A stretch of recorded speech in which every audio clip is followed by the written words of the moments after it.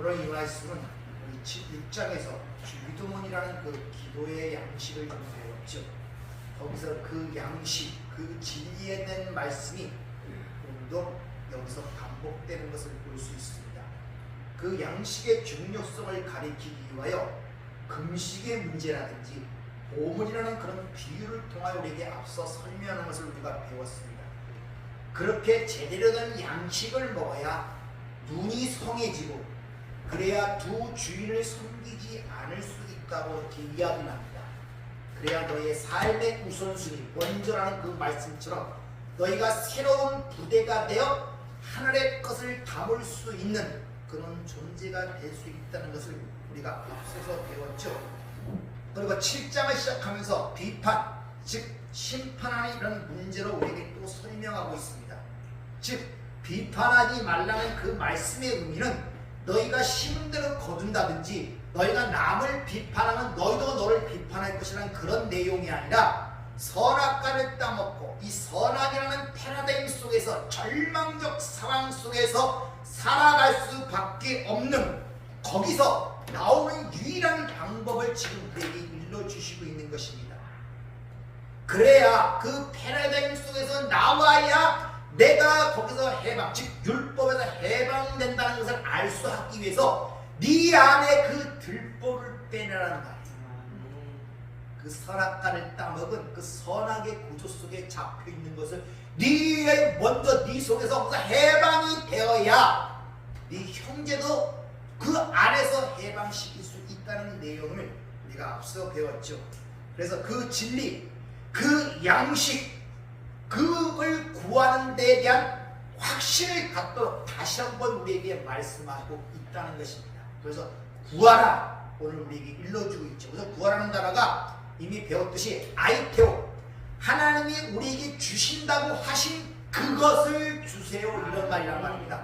우리의 욕심과 우리의 요구와 우리 어떤 필요에 의하여 구하는 그것에 대한 아이테오, 하나님 그 아들을 통해서 우리에게 주신다고 약속한 그것을 달라라고 요구하라고 말씀하신 그 내용이 구하라, 이 아이테오라는 그 말씀 속에 함의가 되어 있는 것입니다.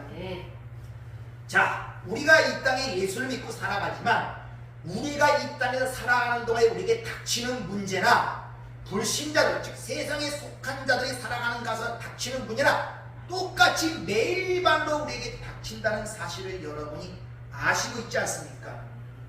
근데 대부분이 그렇게 예수를 믿지 않고 살아가는 불신자에게 닥치는 문제는 우리는 예수를 믿으니까 그런 건 우리에게 닥치지 않는다는 그런 생각들로 꽉 차 있어요. 그들이 닥치는 문제는 우리는 예수를 믿기 때문에 닥치지 말아야 된다는 생각들을 갖고 있다니까요. 대부분이 그래요. 나는 예수를 믿고 하나님의 자녀이기 때문에 그 하나님을 믿지 않은 그 불신자에게 닥치는 문제는 나에게는 잊지 말아야 된다는 기본적 생각으로부터 출발해야 된단 말입니다. 그러니까 문제를 당할 때마다 오히려 어떻게 보면 세상 사람보다 더 못하게 그 문제에 절망하고 방황하는 사람들이 많다는 사실이에요.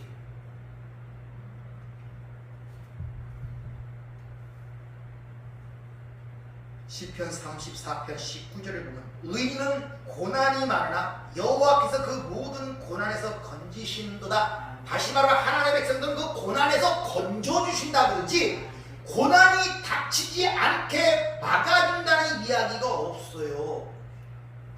근데 우리는 고난을 닥치지 않게 해달라 그래. 여기서 많은 오해가 일어나고 있다는 것이죠. 따라서 세상에 속한 자나 하나님에 속한 백성들은 동일한 문제가 그 삶 속에 닥치게 되어 있단 말입니다. 따라서 우리가 가장 신앙, 즉 믿는 자들의 중요한 문제는 닥쳐오는 그 문제가 중요한 것이 아니라 그 문제에 대처하는 우리의 반응이 중요하다. 근데 대부분이 문제를 만나게 되면 그 문제에만 집중이 되는 거예요. 내가 그 문제를 어떻게 대처하고 어떻게 반응하는가에 대해서는 생각이 없단 말입니다. 근데 하나님은 그 문제의 중심점이 아니라 그 문제를 당하는 당신의 백성의 그 반응과 대처하는 방식에 관심이 갖는 거예요.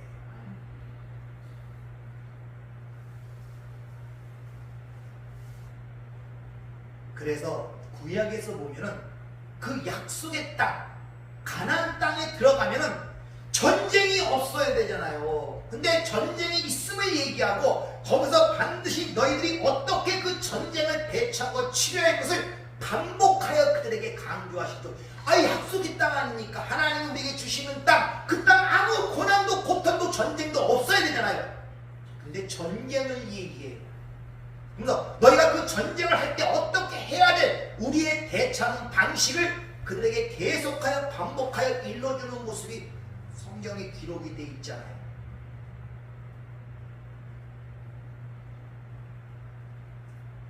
성도의 삶은 성경에서 고린도후서 5장 7절 우리는 믿음으로 행하고 보는 것으로 행하지 아니한다 이렇게 이야기를 합니다. 자, 믿지 않는 자, 세상에 속한 자와 하나님의 백성들의 삶에 똑같은 문제가 닥치는데 그런 삶의 양상과 모습 속에서 살아가는 방식이 달라요. 하나님의 백성은 믿음으로 살아가고 세상 사람들은 보는 것으로 살아간다고 성경은 분명히 이야기하고 있단 말입니다. 그러면 믿음으로 살아간다는 것이 뭔가를 알아야 되잖아요. 그럼 뭐가 믿음으로 살아가는 거 어떻게? 그냥 믿습니다 하고 살아가는 게 믿음으로 살아가는 것인가? 그래서 성경은 우리의 믿음의 조상 아브라함의 이야기가 창세기에 그렇게 많은 12장을 통하여 그 일생이 기록되는 이유가 거기에 있단 말입니다, 여러분. 그래서 아브라함을 믿음의 조상이라고 그러잖아요. 그럼 아브라함의 일생을 통해서 믿음으로 살아간다는 게 무언가를 우리에게 보여주고 있다는 거 아닙니까? 히브리서 11장 8절을 보면 아브라함은 갈 바를 알지 못하고 나갔다고 얘기합니다. 그러나 아브라함의 인생은 반드시 하나님이 왜 인정을 받았고 승리를 했습니다. 내가 갈 바를 알지 못하고 나갔지만 한 가지는 확실했습니다. 누구와 함께 그 길을 걷는가는 확실히 알았다. 누구와 함께 그 길을 걷는가. 어디로 가는지 왜 가는지는 몰랐지만 지금 나와 함께 가는 분은 누구인지 알았단 말입니다. 그게 바로 가장 중요한 문제임을 여러분들이 아셔야 한단 말입니다. 주님께서는 이 땅에 아버지의 사명을 받고 오셔서 열심히 가르치고 여러 것들을 얘기했지만 결국 그 사랑하는 자기의 제자들이 자기를 다 버리고 떠날 줄을 아셨어요. 근데 그 가운데서 그 문제 때문에 절망하고 낭망하지 않았습니다. 왜? 요한복음 16장 32절 보라 너희가 각각 제 곳으로 흩어지고 나를 혼자 둘 때가 오나니 벌써 왔더라. 그러나 내가 혼자 있는 것이 아니라 아버지께서 나와 함께 계십니다. 그 문제가 바로 우리의 삶 속의 중요한 문제입니다. 근데 때문에 믿는 분들이 성경을 볼 때마다 그냥 자기의 생각과 관념으로 봐요. 그러니까 하나님이 나의 삶을 변화시켜서 훌륭한 사람을 만들어간다는 생각을 자기가 가지고 있고 그런 피상적인 문제로 본다든지 아니면 내 삶 속에 닥치는 문제와 시련과 환난을 하나님께서 막아주신다는 이 막연한 생각을 갖고 성경을 보고 있단 말입니다. 근데 그런 일이 닥치지 않게 하겠다고 막아주시겠다고 한 적도 없고 너를 훌륭한 성인 군자로 만들어 내 백성으로 삼겠다는 말이 어디 있습니까? 모든 문제에서 하나만 얘기합니다. 내가 너와 함께 한다는 얘기. 그래서 주님이 이 땅에 오셨을 때 그 나실 바 그 이름을 임마누엘이라 번역한 즉 하나님이 나와 함께 계시다. 하나님이 함께 하시기 위해서 이 땅에 오셨단 말입니다. 그러면 우리가 어디로 어디로 가든지 어떤 문제가 닥치든지 그 문제에 집중하는 것이 아니라 그 문제 속에서 나와 함께하는 그 하나님의 시야를 집중하고 그분을 바라봐야 되는데 우리는 문제가 생기면 그분에 대한 시야가 흐려지고 문제에 대해 집중을 하게 되는 거예요. 그게 문제란 말입니다. 그게 진짜 문제. 여러분이 시련과 환난에 주는 그 닥쳐오는 문제가 진짜 문제가 아니라 그런 문제 속에서 나와 함께하는 그 하나님을 인식하지 못하고 그걸 내가 믿지를 못한다는 것입니다. 그게 바로 우리의 믿음으로 살아가기를 보이는 것으로 살아가는 보이는 것으로. 이게 신앙생활의 가장 큰 문제임을 여러분들이 아셔야 돼요. 창세기 3장 아니 창세기 2장 7절부터 이걸 먹으면 반드시 죽으리라. 묵주 타묵주. 따라서 그 이후의 모든 세상은 여러분이 생각하는 모든 것들이 닥치게 되어 있고 예전부터 이미 그렇게 되어 있고 역사가 지속되는 한 계속 그 문제는 일어날 수밖에 없는 가운데 살아가고 있어요. 어제 오늘의 문제가 아니란 말입니다. 해 아래 새 것이 없다 그러잖아요. 그러니까 니들의 삶 속에 어떤 문제가 닥치든지 그건 새로운 문제가 아니야. 이미 옛날부터 반복되는 문제야. 왜 그런 데에 대해서 놀라고 두려워할 이유가 없어. 지금 그걸 얘기하고 있단 말입니다. 왜? 그때 내가 너와 함께하겠다. 아멘. 함께하겠다. 아멘. 바로 그 내용이 오늘 구하라. 아이테오 약속한 것. 왜 내가 약속한 것에 초점을 두지 못하느냐 이 말이에요. 내가 너와 함께하겠다는 그 약속에 왜 믿음을 갖고 바라보지 못하냐 말이에요. 왜 닥쳐오는 그 불같은 환난, 물같은 환난, 그런 고난과 고통과 그런 문제만 바라보고 있냐 이 말이죠. 내가 그런 문제보다 너에게 적은 존재다 이 말이에요. 믿음으로 살아가지 못하고 여전히 보이는 것에 의하여 니들이 휘둘리면 안 된다는 것을 우리에게 이야기하고 있단 말입니다. 따라서 이 7절에 구하라는 이 말도 너무 그 말씀을 피상적으로 생각하다 보니까 내가 원하고 소원하는 것은 무엇이든지 하나님께 구하면 하나님이 들어주신다는 이런 말씀으로 갖고 있단 말입니다. 근데 그렇게 생각하고 그렇게 믿고 구했는데 그게 현실 속에 드러나야 할 때는 곧 절망하고 낙심에 빠져버리니까 하나님이 안 계신가? 내 기도를 안 들어주시는가?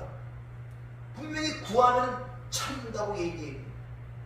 취할 것이라고 얘기했는데 성경에 구하면 하나님 들어준다는 말씀이 얼마나 많습니까? 구하는데 왜 안 들어주시지? 이렇게 생각을 하고 있단 말입니다. 그런데 사실 우리가 세월을 돌이켜 여기까지 온 가운데서 우리가 구하고 구한 것들이 오히려 하나님이 들어주시지 아니한 것이 나에게 유익했음을 느끼는 적이 없습니까? 만약 내가 구하던 걸 다 하나님이 들어주셨더라면 여러분이 믿음의 성장이 있었겠습니까? 없습니다. 하나님에 대한 애절함과 그분에 대한 은혜와 사랑을 깨달았겠습니까? 세상에서도 자식을 키울 때 자식이 원하는 거 다 해준다고 아버지, 부모의 사랑을 아는 것이 아니란 말이에요. 오히려 그 부모의 맷끝과 책망 속에 자란 아들이 하나님의 부모의 사랑을 알고 철이 들지 자식이 원하는 거 다 알아주는 꽃! 그 자식은 부여자식이 돼요. 그러면 여러분 삶 속에 그런 것들을 보고 그런 지혜를 알면서 왜 하나님은 말씀을 통해 그런 것을 진리를 깨닫지 못하는 우리는 똑같이 그런 일을 겪으면서도 나는 내가 구하는 것을 들어주지 않으면 실망하고 낭망하고 하는 원망하고 절망하고 낙심할 때가 얼마나 많냐는 것입니다. 이게 얼마나 어리석고 지혜가 없는 자의 모습이냐는 것이죠.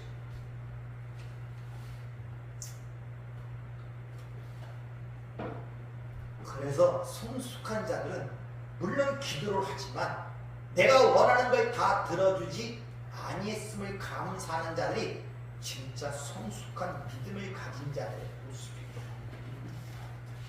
내가 원하는 거 다 들어줬으면 이제 신앙생활 엉망이 됩니다. 되게 간증한 분들의 다 간증을 들어보면 잘 나갈 때 다 실족하죠. 왜 그렇습니까? 잘 나가면 하나님을 더 잘 섬겨야 되는 거 아닙니까? 상식적으로. 근데 잘 나갈 때 꼭 하나님으로부터 떠나갖고 실족해서 고통을 당하고 절벽 끝에 떠나갔을 때 그때 하나님께 돌아오는 경우들이 얼마나 많습니까? 잘 나갈 때 하나님께 돌아오는 분들 봤어요? 아니에요.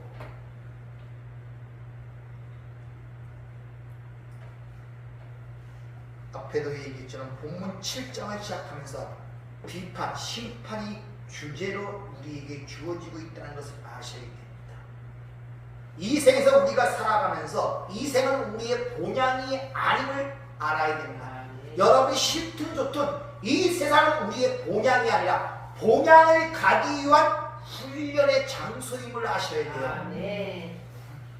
여러분은 지금 훈련을 받고 있어요. 훈련을. 근데 훈련을 받는데 그 훈련을 받을 생각은 안 하고 훈련을 없애달라고 하니 하나님이 주시고자 하는 것을 누리질 못한다는 말입니다. 계시록 12장 6절 그 여자가 광야로 도망하며 거기서 1260일 동안 그를 양육하기 위하여 하나님께서 예비하신 곳이 있더라. 양육이라는 단어가 징계, 파이오, 히브리서 11장에 사랑하는 아이마다 징계하신다는 그 단어와 똑같은 거예요. 양육이라는 단어가 우리가 하나님 나라의 백성으로 만들기 위하여 양육, 훈련에 하나님이 준비한 이 광야 1260일 한때, 두때, 반때, 3일 반, 42달 지금 양육을 받는 과정 속에 있단 말입니다. 여러분의 본향이 여기 아니라니까요. 여길 떠나야 되는데 여기서 뭘 살고 뭘 기둥을 받고 여기서 뭘 의지하려고 그럽니까? 그래서 하나님의 백성들은 전부 다 양을 키우는 목자들이에요. 그래서 천막을 세웠다가 다음 날에는 천막을 걷어서 딴 데로 가야 돼요. 그래서 아브라함이 땅 한 편을 얻지 못하고 죽은 것입니다. 근데 우리는 여전히 여기서 집을 세우려고 해요. 내가 영원히 거주할 집. 그래서 지금도 유목민들이 저 살고 있지만 그들 천막 속에 들어가면 간편합니다. 왜? 당장 물이 없으면 떠나야 되고 초막을 해서 떠나야 되기 때문에 천막도 딱 졌고 뭐 복잡한 거 없습니다. 근데 우리는 여전히 많은 걸 쟁길라 이거 쟁기고 저거 쟁기고 그걸 통하여 나의 안전과 위로와 행복을 느끼려고 여전히 거기에 추구하면서 놓지를 못하는 거예요. 여전히 육신의 장막도 버리고 가야 할 사람들이 도대체 뭘 싸겠습니까? 이 육신의 장막도 버려야 되잖아요. 근데 뭘 이 땅에 쌓아놓을 수 있어요? 간편한 게 좋습니다. 훌훌 떠나는 게 좋아요. 소돔과 고모라 땅의 노새처럼 쌓은 뒤 많으면 뒤돌아보게. 도망하여 네 생명을 보존하라고 끌어냈더니 내가 어떻게 손과 꽁을 이뤘는데 피땀을 흘려 쌓아놓은 것인데 이제 행복을 누릴 만한 것인데 그게 뒤에서 끄네. 잊지도 못하고 뒤돌아보는 순간에 소금기둥이 되어버렸잖아요. 그 소금기둥이 된 장소가 지금 이스라엘의 사해라는 바다입니다. 그래서 거기는 얼마나 소금기가 강한지 사람이 둥둥 떠고 생물이 하나도 살지 않습니다. 역사 속에 그런 유물들을 내놓고 마지막 때 하나님의 백성들에게 경고를 보는 하나의 본목이란 말입니다.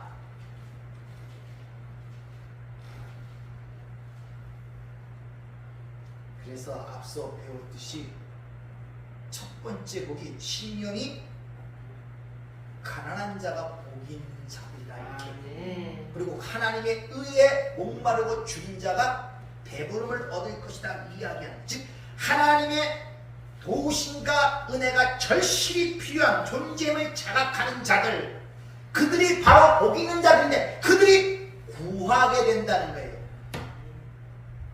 그러면 그들이 그걸 찾을 것이다, 얻을 것이라는 것입니다. 그래서 복음이라는 것은 항상 내가 반복하여 강조하지만 기독교는 인간이 어떻게 살아야 할 윤리, 도덕적 행동 강령을 이야기하는 것이 아닌 퇴근하셔야 된단 말입니다. 대부분이 그렇게들 알고 있으니 이게 얼마나 답답한 거예요. 그런 얘기를 하면 그럼 나쁜 일 해도 됩니까? 아니 언제 나쁜 일 하고 되라습니까? 세상이 가르치는 윤리도 그것만으로 지키세요. 사람답게 살아야 되지 않습니까? 근데 기독교는 그게 아니란 말이에요. 기독교는 복음이라는 것은 먼저 우리가 하나님의 진노와 저주 아래에 있다는 사실을 자각이 돼야 돼요. 인간은 거기서 한치도 벗어날 수 없는 무능력하고 불가능한 존재를 자각하는 게 복음의 첫 번째 유인이다. 복음의 첫 번째 메시지는 뭐라고요? 니들이 하나님의 진노와 저주 아래 있다는 거예요. 다시 말하면 복음의 첫 번째 메시지는 그 영원하고 영생한 하나님 나라에 간다는 메시지의 첫 번째 강조점이다. 너희는 하나님의 진노와 저주 아래 있는 자들이기 때문에 니들의 힘으로 빠져나올 수가 없기 때문에 하나님의 절대적인 긍휼하심과 은혜가 필요한 존재를 자각시키는 것이 복음의 첫 번째예요. 그렇게 깨닫는 자들에게는 바로 그 악을 안에서 값없이 그 은혜, 그 하나님의 의가 주어졌다는 것, 이 복음의 핵심이라는 말입니다. 근데 어떻게 된지 거꾸로 순서가 변하게 되니까 먼저 좋은 것을 얘기해 버리니까 절대적 필요성에 자랑을 못한 가운데 나오니까 그걸 찾고 구하지를 못한단 말이에요. 내가 죄인됨을 절실히 깨닫지 못하는데 어찌 예수의 십자가를 붙들겠습니까?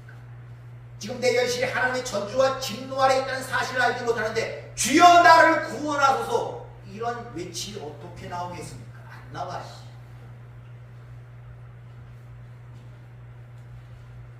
이렇게 심령이 가난한 자가 되는 것이 바로 자기 부인으로부터 출발되는데 거기가 바로 새로운 출발의 기점이란 말입니다. 자기가 죽는 그곳이 새로운 세상, 새로운 출발의 기점이란 말이에요.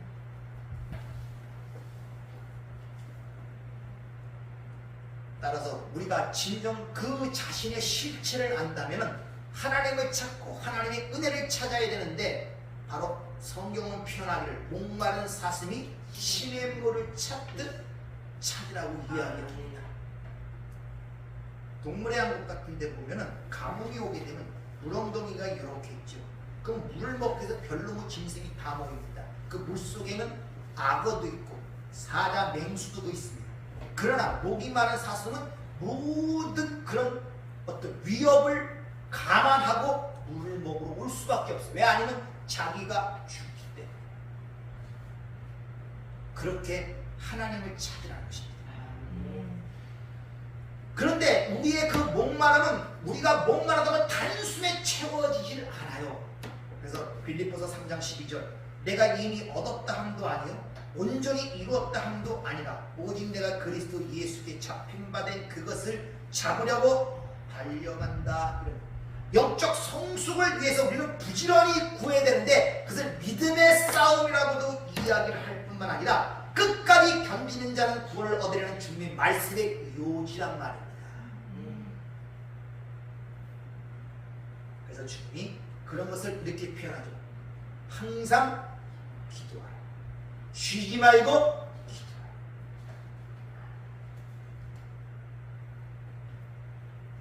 우리도 밥을 먹는데 오늘 먹었다고 내일 안 먹어도 되는 거예요.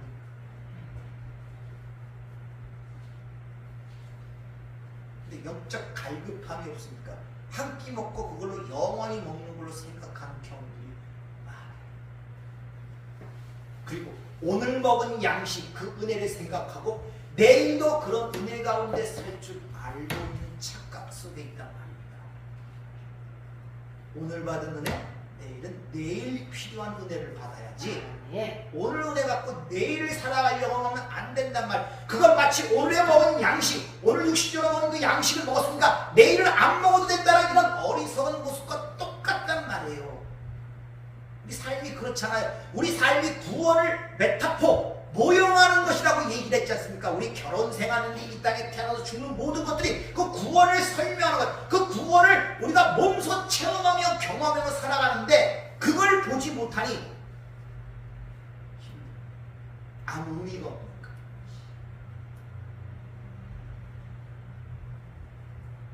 오늘 본문에서 11절을 보면은 너희가 악한 자라도 좋은 것을 자식에게 줄 줄 알거든 하물며 하늘에 계신 너희 아버지께 구하는 자에게 좋은 것으로 주시지 않겠느냐. 너희가 구하는 자가 누구임을 우리에게 분명해. 우리의 아버지라는 것입니다.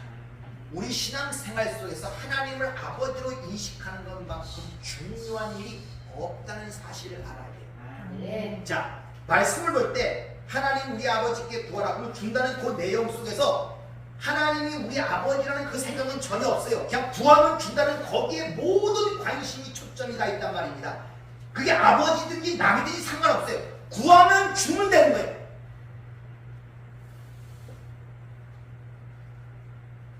진짜 중요한 것은 구하는 데 초점이 있는 것이 아니라 너희가 구하는 그 대상이 너희의 하나님 아버지라는 데 강조점이 있다. 아멘. 아버지. 아멘.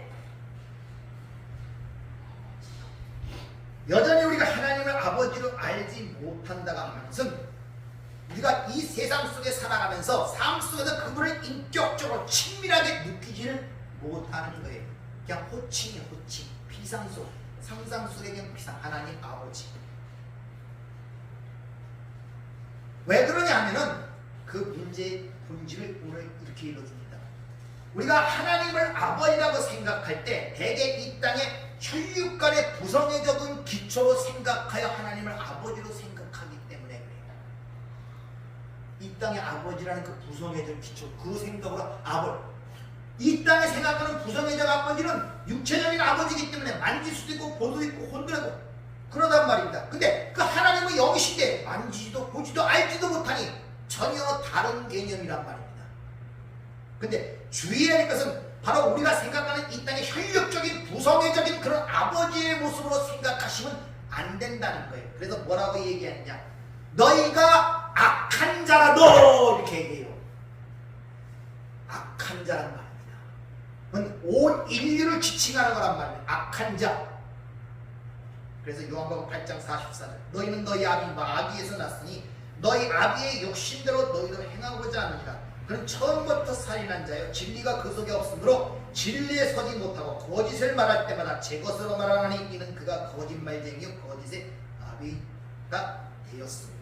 자, 우리는 모든 마귀의 종이기 때문에 어느 누구도 하나님을 아버지라 부를 수가 없죠.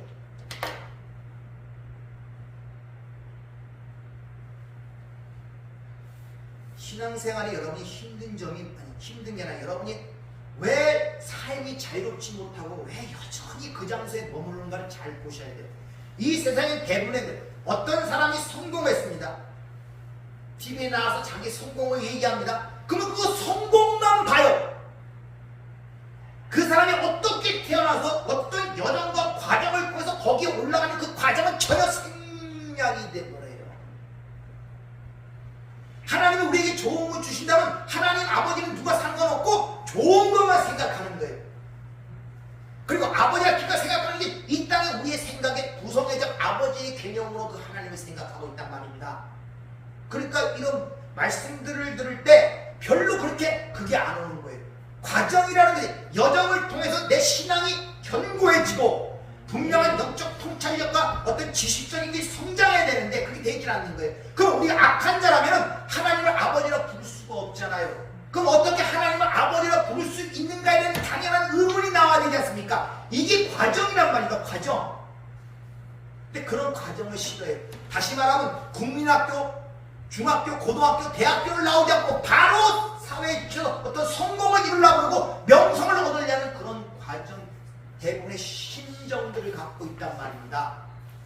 자꾸 지름길로 가려고 그래요. 쉬운 길로 가려고 그래요. 어떻게 우리가 하나님을 아버지라고 부르게 됐습니까?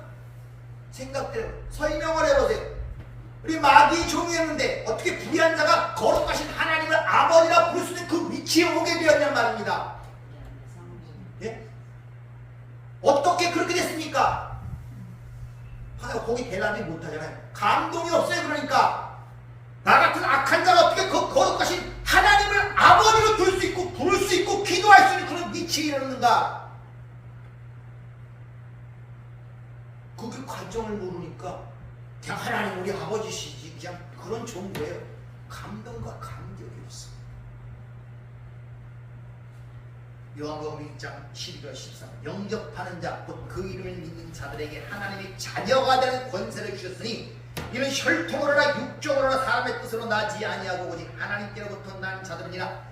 여러분이 물과 성령으로 거듭날 때 예수의 십자가의 죽으심으로 그 새 언약이 성취되는 그것으로 말미암아 여러분이 하나님을 아버지라 부르게 됐다니까요. 네. 그 하나님의 독생자의 예수 그리스도의 십자가의 죽으심으로 말미암아 아멘. 이 불의한 자가 그 거룩하신 하나님을 아버지라 부를 수 있는 양자의 영을 받게 됐단 말입니다. 아멘. 여기서부터 출발해야지 그 아버지에 대한 친밀감과 감동이 들어요. 그 일을 누가 하셨느냐? 그 아들을 아끼지 아니하신 분이 누구냐? 바로 우리가 아버지라 부르는 그 하나님이란 말입니다. 아멘.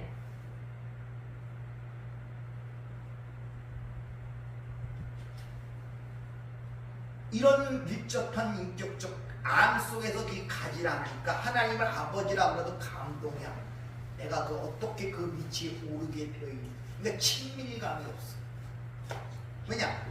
평생 그 과정에 살아본 적이 없고 그 과정에 살아본 어느 날 갑자기 아버지라 부르니 얼마나 어색합니까? 특히 감정도 없는, 마치 새아버지 새 결혼, 엄마가 새 결혼해갖고 새아버지는 아버지라 불러집니까?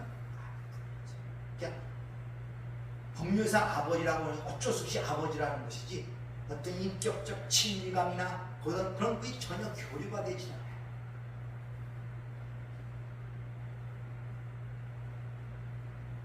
우리가 그런 하나님의 아들의 희생, 대속적 죽음, 그 하나님의 죽으심에 의하여 우리가 그 하나님을 아버지로 부르게 되었다는 것입니다. 아멘. 그냥 부르는 것이 아니란 말이에요. 하나님의 희생이 있었단 말입니다. 여러분들. 하나님의 희생이. 근데 성경은 우리가 부르는 그 하나님이 전지전능하신 분이시라는 것입니다. 세상을 창조한 창조주시란 말입니다. 따라서 우리 아버지는 절대 어떤 실수나 실패나 후회를 하지 않아요. 원래 이 땅에 비록 내 자식이, 내가 난 자식이라도 자식이 워낙 속썩이면 내가 저런 자식을 왜 낳지? 하는 후회를 합니다. 그러나 하나님은 그런 후회가 없어요.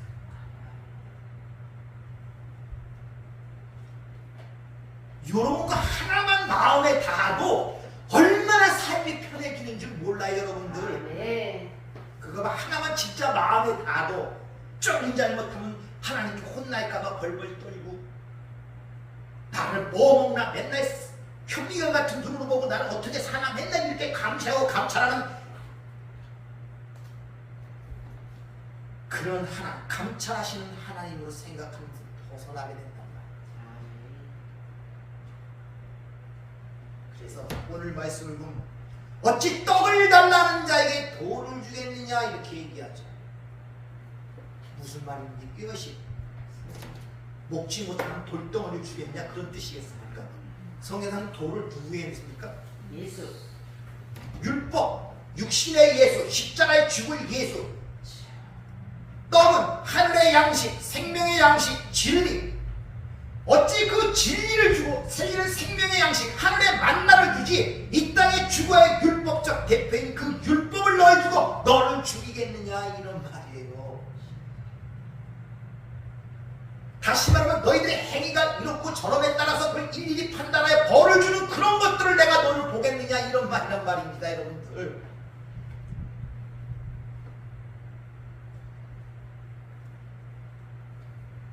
돌에 맞으면 죽는 거예요. 죽이 돌이 떨어지면 산산이 부서진다 그러지. 그 돌은 바로 육신의 예수, 십자가에 죽어야 예수, 율법의 대표에 죽어야 예수. 그 예수를 어찌 그런 걸 주겠느냐? 너를 살리는 생명의 양식, 하늘의 만나를 너에게 주시겠다는 그런 말씀을 지금 우리에게 하고 있단 말이야. 이런 하나님이 손에 우리의 삶이 지금 장악되어 있다 그러면 그거 하나에 우리 삶에 엄청난 평안이 와요. 엄청난 평안. 여러분 어디에 있든지 아멘. 그래서 사도행전이 그 삶을 모습을 보여주잖아요. 성령의 능력으로 그들의 아버지 안에 속해 있다는 확신과 성령의 능력이 장악되니까 감옥에 가든지 매 맞든지 채찍에 맞든지 동족들로부터 도를 받든지 아무런 상관이 없네. 오히려 기뻐하고 즐거워하네.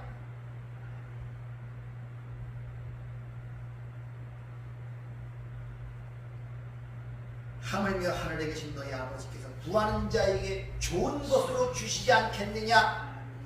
그 좋은 것이 무엇인가를 누가복음에서 확실하게 얘기합니다. 누가복음 11장 13절 너희가 악할지라도 좋은 것을 자식에게 줄 줄 알거든 하물며 너희 하늘아버지께서 구하는 자에게 성령을 주시지 않겠느냐. 아멘. 여러분이 기독교의 기본결이 삼위일체 하나님을 아신다면 성령을 주셨다는 것은 곧 하나님 아버지와 그 아들을 우리에게 주셨다. 아멘. 하나님 자신을 우리에게 주셨다. 아멘. 아니 그 하나님을 여러분에게 주셨는데 뭐가 또 필요해? 우리는 그걸로 만족치 못하죠. 네, 그것이 뭔지 모르고 기껏해 이 땅에 썩어지고 부패할 것들 그거 그저 달라고 지나가는 것들 잠시 그에게 주어져서 가르칠 것 그걸 붙잡고 그걸 왜 안 주냐고 고통스러워. 아버지를 주셨는데 아멘. 아들을 주셨는데 아멘. 그리스도와 연합됨으로 말미암아 그 아들이 순종하심으로 성취한 것 그 모든 것을 그 아들과 함께 우리에게 전가시켜 주셨는데 뭘 안 주셨어요? 안 주셨습니다. 만족지 못하죠. 왜 그게 뭔지를 모르니까.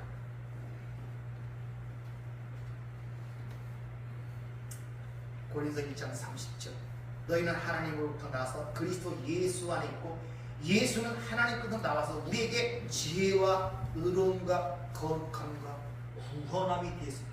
예수가 우리의 구원이고 예수가 우리의 지혜고 예수가 우리의 의로움이고 예수가 우리의 거룩함이란 말입니다. 아멘. 여러분을 거룩하게 만들어 가는 것이 아니라 그 거룩을 여러분에게 그 아들 안에서 우리가 연합시킴으로 전가시켜 주십니다. 아멘. 그 지혜를 여러분에게 주셨단 말입니다. 아멘. 우리에게 필요한 모든 것, 우리의 모든 그 하나님의 은혜, 모든 은사를 우리에게 주셨단 말이에요. 그건 단순한 것이 하나님의 맹세이며 약속이며 창세적 언약이란 말입니다, 여러분들.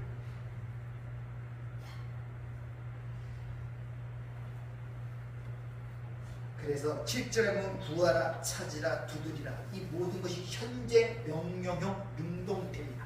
현재 그리고 8절에 그 단어가 똑같이 나오는데 그건 동분사 현재형 너희가 이미 그러한 상태가 되었다 이런 말이야. 아멘. 그걸 누리란 말이야. 아멘. 그럼 그것을 약속을 찾아 누려야 되는데 주어진 것들을 누려야 되는데 그게 우리의 시련과 문제와 고난과 환난을 올 때 그것이 우리에게 올 때 믿는 자들이 그걸 대처하는 우리의 대처 방식이고 우리의 반응인데 여전히 우리도 믿지 않는 것처럼 그 문제에 그렇게 대처하고 그 문제를 그렇게 반응한단 말이에요. 똑같이 그 문제에 문제가 있는 줄 알고 그 문제 안에 보물이 담겨 있다니까요. 여러분 누구나 알 수 있는 보물 같은 건 누구나 갖죠. 하나님 백성만이 알아볼 수 있는 보물을 그 안에 숨겨준단 말입니다. 그럼 우리가 보기에는 세상의 모든 시련이고 고통이고 어려움이지만 그 안에는 영원한 생명이 있고 하나님의 위안이 있고 평강이 있고 쉼이 있고 하나님의 은혜가 담겨 있단 말입니다. 네. 그럼 그걸 찾아 누리라는데 우리는 그걸 보지 못하니 여전히 세상 사람처럼 그 문제를 줘도 다시 말해 그 축복을 담아줘도 버리는 거. 한번 돌이켜보세요. 얼마나 많은 것들을 줬는데 우리 눈으로보기엔 그게 시련이고 고통이고 어려움이니까 그냥 버리고 지나치게 내비둔 것들이 한두 가지가 아니란 말입니다. 여러분들 한두 가지가 아니에요. 세상의 지혜 속에서도 젊어서 고생은 뭐다 한다? 돈주 사서도 한다 그래요. 왜 그렇습니까? 그것이 그에게 살아갈 지혜가 되기 때문에, 아멘. 살아갈 지혜의 경험이 되기 때문에, 그 삶의 유익이 되고 보탬이 되기 때문에, 아멘. 세상도 그런 지혜가 있는데 여러분 하나님께서 그런 걸 주실 때마다 그걸 외면하잖아요. 단지 싫은 것, 내가 싫은 것이라는 그런 단지 내 감정과 기분과 내 판단에 의하여 그것들을 버려버리잖아요.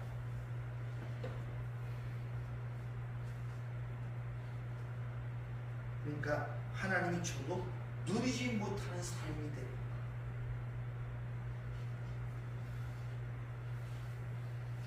스가랴서 10장 1절에 보면 이런 말씀이 있습니다. 봄비가 올 때 여호와 곧 구름을 일게 하시는 여호와께서 비를 구하라. 여호와께 비를 구하라. 우리에게 소낙비를 내려서 밭에 채소를 각 사람에게 주십니다. 비라는 것은 성경의 신명기 32장에 의하면 하나님의 말씀, 그 오훈을 뜻합니다. 채소는 창세기 1장 29절에 보면 생물들에게 주시는 양식이죠. 그러니까 무슨 말입니까? 하나님께서 너희들에게 양식, 그 양식, 하나님의 만나를 주도록 여호와께 구하라는 뜻입니다. 아멘.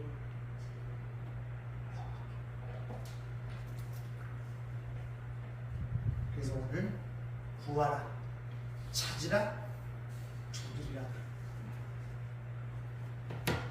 그럼 너희들이 채소를 너희에게 양식을 준다. 아멘. 그래서 오늘 우리에게 일용할 그 하늘의 양식을 주세요. 아멘. 그래야만 우리가 이 보이는 세상에서 시험에서 뭡니까? 시험 들지 않고 벗어날 수 있고, 아멘.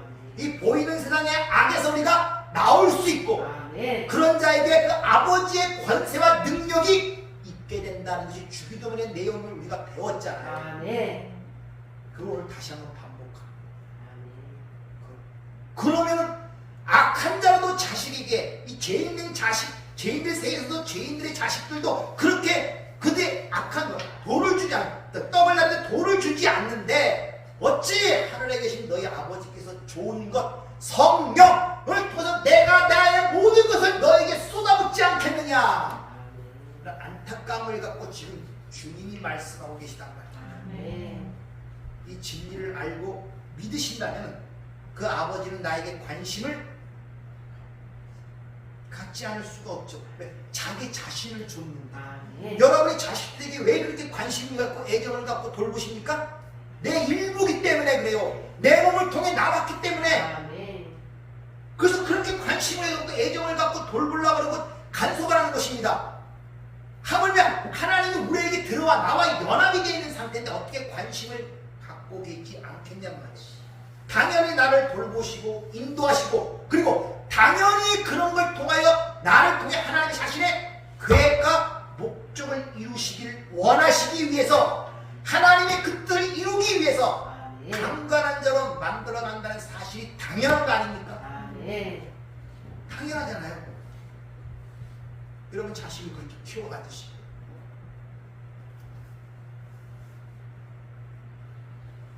그 아들 안에서 우리에게 주신 것들이 무엇인가를 기억하고 부지런히 찾고 찾아서, 아니 이미 찾은 상태가 되고 우리와 함께 있기 때문에, 우리 것이 되어진 상태이기 때문에 그걸 누리며 살라 이런 말. 아멘. 그 삶의 모습이 바로 성령의 오순절에 임하자 그 벌벌 떨던 그 120명의 사도들이, 제자들이 밖으로 뛰쳐나가 복음을 전하는데 그들의 삶의 모습이 일목요연하게 사도행전 28장 전체를 걸쳐 쫙 펼쳐지고 있잖아요. 거기에 여러분이 염려하고 근심하는 것들이 있었습니까? 그들이 무엇을 먹을까, 무엇을 마실까, 무엇을 입을까 근심하는 걱정이 있었습니까? 심지어 돌에 맞아 죽을 때도 그들을 위해 기도하는 스데반의 모습이 거기에 기록되어 있지 않습니까? 유라고라는 광풍에 대적하여 이 세상의 권력자들과 신입과 그 사람들이 다 그 광풍에 대해 두렵고 떨고 죽을 듯이 막 난리를 치는데, 오직 하나님이 함께하는 사도 바울만이 당연한 듯 그 안에서 걱정하지 말라, 하나님이 우리를 보호하신다는 약속을 통해서 그들을 지배하는 모습이 드러나지 않습니까? 아멘. 그게 바로 하나님이 함께하는 자, 하나님을 아버지라 부르는 자, 아니 그 하나님과 연합된 자들의 삶의 모습을 사도행전을 통해서 우리에게 보여주고 있는 것입니다. 아멘. 그럼 이런 성경을 통해서 지금 내 모습과 그 모습이 뭔가 다르잖아요. 그들이 누렸던 거는 뭔가 좀 다르잖아요. 그럼 성경을 거울로 삼아 기준으로 삼아 점검을 해봐야 되지 않습니까? 내가 뭘 지금 잘못 보고 있는가? 잘못 깨닫고 있는가? 잘못 알고 있는가? 그들만은 다른 사람인가? 그들이 믿는 하나님과 그들과 함께하는 하나님이 나와 함께하는 하나님이 다른 하나님인가? 질문을 해봐야 되잖아요. 그런 질문과 고민과 갈등의 여정을 통하여 하나의 진주를 완성한단 말입니다. 여러분들 진리가 된단 말입니다. 그냥 가만히 있으면 오늘 그 말씀이 들어와서 내 안에 진리가 되는 그런 법 없어요. 여러분들 오해들 하지 마세요. 하나님의 아버지니까 오전에도 말씀드렸죠. 땡깡 많이 부렸습니다. 이빨 빠져가면서 머리털 빠져가면서 제가 왜 이빨이 왜 빠졌겠습니까? 머리털이 왜 탈모가 되겠습니까? 스트레스 때문에 그래요. 하나님 구한다고. 뭔지 모르지만 내 열심과 내는 그런 금욕적인 그런 걸 통해서 하나님께 붙들고 늘어지면 준다는 생각들이 그때는 꽉 차 있었거든요. 또 그렇게 알았고 하나님이 나에게 끝을 묻기 전에 좌우지간 땡깡을 부려서 무조건 찾아내야 된다는 생각이 내 전체를 지배하고 있었단 말입니다. 하나님은 안중도 없어요. 그분이 누구인가 관심도 없습니다. 오직 내가 욕망하고 바라는 내 기준, 능력을 받아 큰 죄를 이루어 성공했다는 목회자의 그 허망된 생각과 사람들로부터 칭찬과 박수를 받고 싶어하는 그런 생각들로 꽉 차 있어갖고 하나님께 구하고 있지만 그 하나님이 누구인지는 관심이 없었어요. 하나님이 나에 대한 계획이 뭔지는 관심이 없습니다. 내가 진리를 알고 있나 진리를 알고 싶어하는 관심도 없었어요. 그저 그냥 능력을 받아서 어떻게 했으면 좋겠다는 생각. 그래서 이빨 다 빠지고 머리털 빠지고 하나님 안 들어주시죠. 나만 손해봤어. 손해본 것이 아니죠. 그걸 통해서 나는 걸 깨달았다는 것입니다. 아멘. 애들처럼 땡깡 부리지 마세요. 아멘. 젖먹이들이나 땡깡 부리고 씻을 때도 없이 사람 환경 보지 않고 아무 때나 물어제끼죠. 이게 영적 유학에 있는 특징, 성들의 특징이란 말이에요. 애가 좀 크고 인식이 있으면 때가 되면 엄마가 젖을 줄 줄 알고 먹을 것을 줄 줄 알아요. 기다린단 말입니다. 조금 더 크면 내가 그 양식을 찾아 먹기 시작하고 조금 더 성숙하면 양식을 만들어 먹을 줄 알아요. 조금 더 크면 양식을 먹을 때와 먹지 말아야 할 때를 알게 됩니다. 이게 우리의 삶의 모습인 것처럼 영적 성숙도 똑같은 거예요. 그래서 그 전능하신 하나님이 우리의 아버지시기에 절대 우리에게는 악한 것 아닌 선한 것을 주시며 반드시 자녀에게 유익한 것만 주신다는 사실, 그것이 오늘 9절 10절의 말씀의 내용인 것입니다. 네. 우리가 하나님께 구하는 것은 내가 원하는 걸 구하는 것이 아니라 약속한 것, 채권자가 채무자에게 나에게 빚진 것 줘. 그거 의미하는 거에 구하라. 하나님이 채무자예요. 우리가 채권자고. 왜? 주신다고. 우리는 그거 달란 적 없습니다. 하나님이 일방적으로 약속하셨단 말입니다.